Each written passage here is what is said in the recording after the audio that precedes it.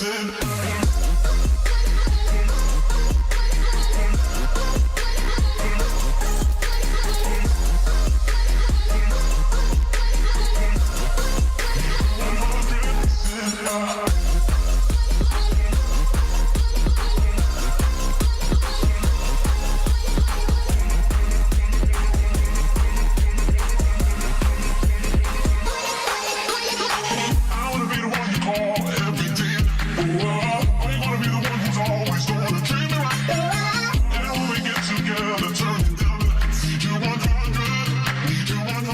back. Now, many may say that startup is a man's world, with women only making up around 14% of founders. Women sometimes find it harder to make a name for themselves in the startup industry, which is often more challenging than a reliable 9-to-5 job. However, it's 2017 and women are taking action. They are no longer waiting around for companies to give them leadership positions they deserve. They're sharpening their entrepreneur skills and launching their own companies. And to tell us more about women in startups, we have with us today Samira Shihab, founder of Tinkerlust.com. Good morning, Samira. Good morning. Thanks for having me. Yeah. So can you tell me how you decide?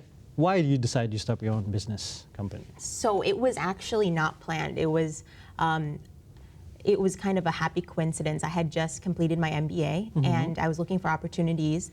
And so I grew up in the States, and I saw that the tech industry in Indonesia was just booming, and there was so much space for growth there and so many opportunities. So I decided to come back home after 25 years of being away and to start my first company. And that was in the hospitality industry. So we did SaaS as a service, software as a service in the hospitality industry. And after that, once you start working for yourself and realize how fulfilling it is in the entrepreneurship world, it's really hard to go back into corporate life. And for me as well, I've never actually worked in corporate life. Interesting. Yeah. So for me, I've always known just to be your own leader and to kind of take on your own path. Yeah. What are challenges then, if you compare with the regular jobs and entrepreneurial skill? For regular, so I think the main thing is that you're never doing the same thing twice, 2 days in a row. So in terms of the challenges that you come across as your company grows, you're always challenging yourself. You're always going through growing pains. And so if I compare just 1 year ago, it's not even a comparable day. You know, the things that I'm thinking about, perhaps last year it was about growing the team. Now it's more how to take this company forward and how to partner with the right people. So it's always something new, something challenging. Right. And for 9 to 5, you become an expert in one field, I would assume, right? So my MBA was in finance, and I was prepared to become a financial analyst and, you know, perhaps become a controller.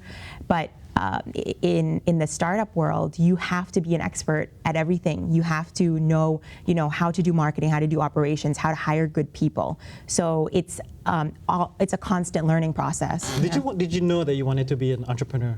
I had no idea. You had no idea. No. So when I was in college, I could not decide what to major in. So I actually graduated undergrad with 3 majors: economics, psychology, psychology, and international relations. And my friends would be like, "Oh, you can't commit to anything." But to me, I looked at it. I could not. I was so curious to learn everything. Right. And so that habit just continued with me until now in my career, in my professional life. I always want to learn. I always want to improve myself in all ways. So I see that in the startup world. When you have your own company, you can literally be CMO, you can be COO, you can be CEO in one whole day. So you get to learn so many different things about your business and so many different industries as well. Was it hard for you to adjust from America to Indonesia back home? I mean, the lifestyle, right. The working I would hours. think so, but I'm a very adaptable person, so it was very easy for me to come back here, and it was just about the opportunities. And also, I feel like Indonesians in general are very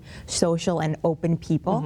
So if you find your network, you find what you're passionate about, it's very easy to come back home and be adaptable. Yeah. And I mean, I've learned so much being in the States and the trends there. I'm in the beginning, I was kind of a few years ahead in kind of understanding the trends in the tech world, right? Right. Wow. I mean, So what kind of cultures did you wish to build up within Tinkerlust? In Tinkerlust? Yeah. So every time I hire someone or every time I have someone join our team, I always tell them that you never want to work for your employer. You want your employer to work for you. So you, for the team, I always want them to have ownership and also challenge themselves to reach their goal and use the startup as a vehicle so that they can improve themselves, so that they can increase value and knowledge, so that they're one step closer to their own dream. How many employees do you have for Tinkerlust? Right now I have 20. 20? Yeah, Right. last year we started with just me and my co-founder, and now we have 20. And yeah, it's been a crazy wild ride. So you have to teach them like how to do marketing. I'm assuming that you're gonna have marketing. I'm assuming you have like other divisions. Of course. So initially we hired generalists because for Tinkerlust they needed to be able to be agile in different departments as well. But now we're hiring more experts because we're at a point where we need to move fast. So I can't necessarily train them for months. So I expect the person I invite to join the team to bring the company to another level. So they already have a couple of years of experience and they kind of know where Tinkerlust is going. So instead of growing with the company, they're helping the company grow. Right. Yeah. How do you balance that? I mean, from your work life to your personal life and all that jumbled up. All that. It's really hard, especially in Jakarta, because it's there's so much traffic, you know, and I'm very lucky because I'm the founder. I can decide where to have the office, right? So my office is about 10 minutes away from my home, which is really great because I'm a mom. I have two daughters. So you got to keep them as well. Yeah, I have. Unfortunately, I have Do to. you bring them to work? No, I don't. Yeah, sometimes they come and pick me up, but my schedule is usually I am at the office by 9. I'm usually the first person there, and then I take a break maybe around 1. I check up on them and then I come back to work. Right. So it's been great, and if they ever need me, I can just jump back home. But I think it is definitely a hard task for women to juggle both because essentially my company is also my baby. Right. You know, and you always want to give them the attention that they need as well. But you know that your children's lives are also extremely important. Yeah, right. You should know. You're, I'm right. going to be You're soon. going to have. Yeah. Yeah. We're going to have a little short break, but we come back. We're going to talk with Samira Shihab again.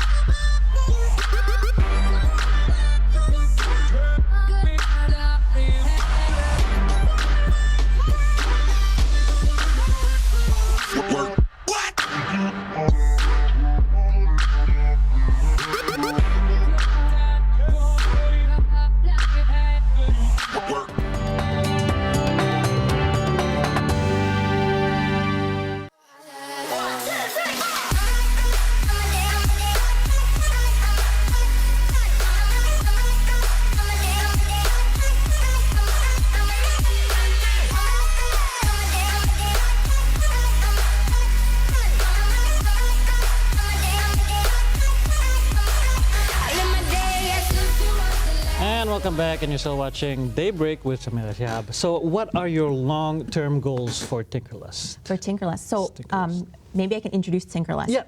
So Tinkerlust is a pre-loved branded marketplace. So basically we help our sellers and our buyers buy and sell their used fashion items. So anything branded, anything from Forever 21 up to Hermes. And we've always seen Tinkerlust as a solution for the women market in the fashion segment. So we want to always offer these products for them. So initially we started as a concierge service in which we did everything. And then later on we offered marketplace because that's how we grew the company. And so later on in the future, we also want to always address this market. And we want to grow vertically and horizontally. Yeah. And is this for women only? Is this is only for women, for yeah. men? Are you thinking of expanding to men, maybe babies, maybe? Yeah, eventually, probably, but always focusing on the brand that Tinkerlust offers. Yeah. Right. Okay. And when you find the right partners, how do you find the right partners or the team members that would actually come in and help Yeah. you out and build this business? So for partners, it's very important to have very similar ideals As any and other values. business, I'm sure, right? Yeah, very.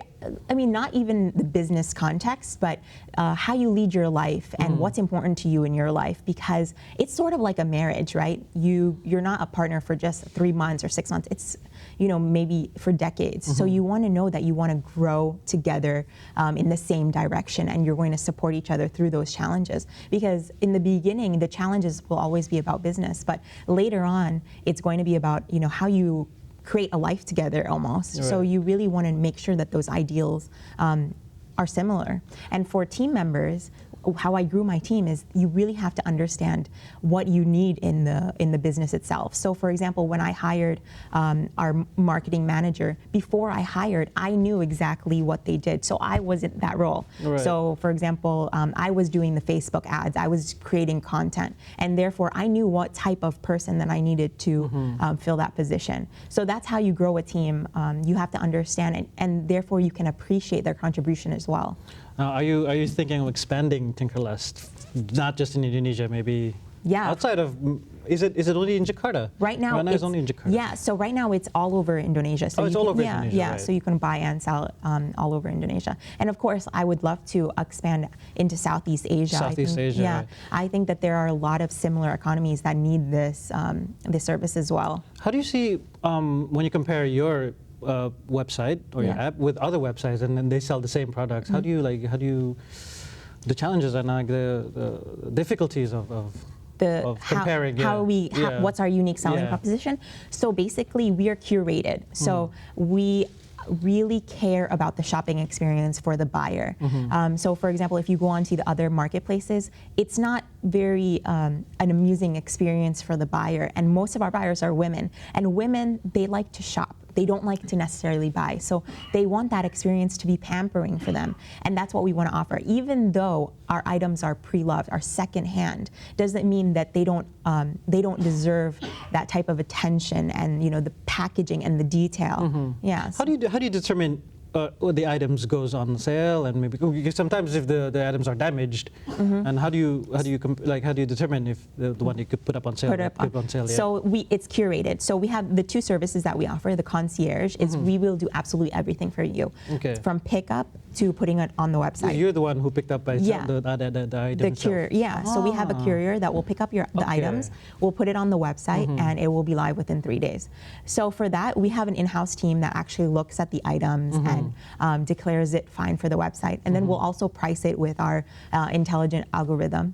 And then for the marketplace, so if you don't want to, you like taking your own pictures, you can take your own pictures, and then we curate it through our moderation panel. Yeah, and so basically any item that's above a certain amount, we will still check so that our buyer is happy with it. Yeah. But how can you determine sometimes if it's a fake brand? Yeah. So it's like a formula, right? You see the threading, you see the material. There's always all these prerequisites that we have to abide by so that we can put it on the website. And it's getting harder and harder. The fakes are coming. Yeah. And so we really have to build an in-house expertise, and that's what we offer. Okay. Yeah. Which would like we said in the pictures, is that one of your brands? Is that one of your items as well? Yeah, so that's a Chanel, right? We have many Chanels that we have on sale, yeah. And we look personally at each item to see the quality and the stitching. and if there's any damages, then we'll make a note on it so that we know that the buyer is happy. And we also offer a return policy as well within 3 days. Yeah. Within 3 days? Within 3 days. Wow. Yeah. Look at that. So now, what can you give advice for young girls who wants to enter the startup industry? The startup industry. Yeah. So I would say don't overthink. Don't overthink. Just do it. Just do it. Yeah, just do it. So for me, I commend them to stand up and ask if they have questions for anything that they need. So for example, if they're going to school and they're really interested in fashion, then seek more opportunities in which they can learn more about that. And it doesn't have to be a huge, fancy tech startup. It can just be simply they buy from a marketplace, and then they resell and they rebrand it. So it's simple things like that they can get started with. Because I think everyone's been doing that a lot. Yeah. They've been reselling it, as they call it, right? Is that what your company is doing as well? Well, yeah, we help other people sell, yeah. So it doesn't have to be complicated, and if they're really passionate about food, then they can start a food business in which they make smoothies and sell it to their friends. So it doesn't have to be, you don't have to think about the next 5-10 years, just think about the first day, the first week, the first month, but just get started. And I think that's the most important thing. Right, yeah. wow. Well, yeah, do you have any questions for our... Well, I would like to address about the market itself. Yeah. I mean, do you think there going to be a huge gap between the online market and the physical market in 2017 until next? For the retail industry? Yes, for the industry itself. Well, I can speak on the retail industry. Right. We do see a disconnectedness between traditional brands, Yes. Especially high-end, and the online. So I think when we see the next few years, we're going to see more of those traditional brands investing in online. Right. Yeah, so I think that they are realizing that more and more of their segment are having their online consumption and their shopping online as well, yeah. That's a good news, though. Yeah. Yeah, because nowadays Alibaba, I think, is trying to have that concept of buying online and don't go to the stores. And Yeah, is right. that what are you trying to aiming as well? Yeah, definitely. I mean, the ease in the shopping online is just great. You can compare. You can easily educate yourself on everything, right? So you don't have to walk in the malls, especially for men. I know that they don't like necessarily shopping, right? So what about sizing though for women? I mean, I know they have sizes on the internet, but how can they know the right size? So for Tinkerless, a lot of the brands are very popular, like Zara, for example, Mango, in which you already kind of know, like women already know their size, just like shoe sizes, right? You already know your size. So they're standard brands in which you kind of already know. And we list all of the centimeters and all of the complete dimensions as well. Wow, okay. Yeah. And how long has this company been up? It's been around for 1 year. For 1 year. So we started January 2016, and so it's about, we're going to celebrate, well, we already celebrated the first birthday at The first birthday? Yeah. Wow, hopefully it'll be becoming more and then longer and then a lot more companies, a lot more items are going to be branded. Yeah. All right, thank you, Shamisha. Thank you.